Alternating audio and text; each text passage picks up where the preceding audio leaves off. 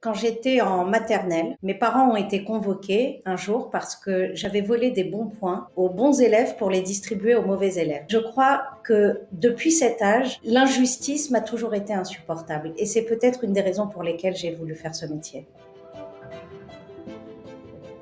Je me rappelle de ma première plaidoirie, de l'émotion et du stress qu'elle a provoqué chez moi. J'avais aucune distance, aucun recul. J'avais l'impression que c'était presque moi qu'on jugeait. J'avais l'impression que je défendais, c'était un monsieur d'un certain âge, que je défendais mon père, que j'y allais avec toute mon énergie. Et en réalité, tous ces sentiments, je les ai ressentis avant-hier lorsque j'ai défendu quelqu'un devant le tribunal correctionnel de Versailles pour obtenir sa liberté.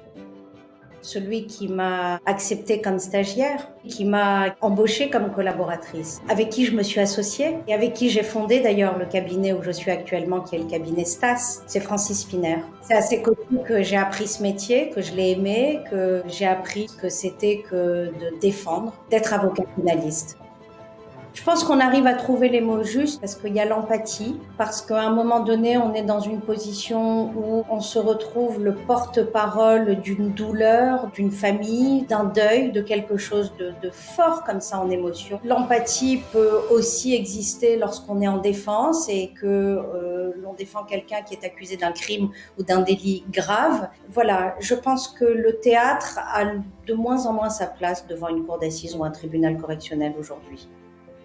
Ma plus grande fierté, c'est de défendre, mais de défendre aussi, par exemple, les avocats. Et j'ai eu l'occasion de défendre des confrères en disciplinaire devant le tribunal correctionnel. Et je dois dire que c'est une grande fierté pour moi, lorsque ce sont vos pairs qui vous choisissent.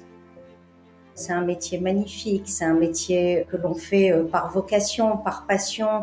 Encore une fois, c'est un métier difficile parce qu'on travaille énormément, parce qu'il y a un stress fou. Et finalement, si j'avais un conseil à leur donner, c'est de s'épanouir aussi dans leur vie personnelle.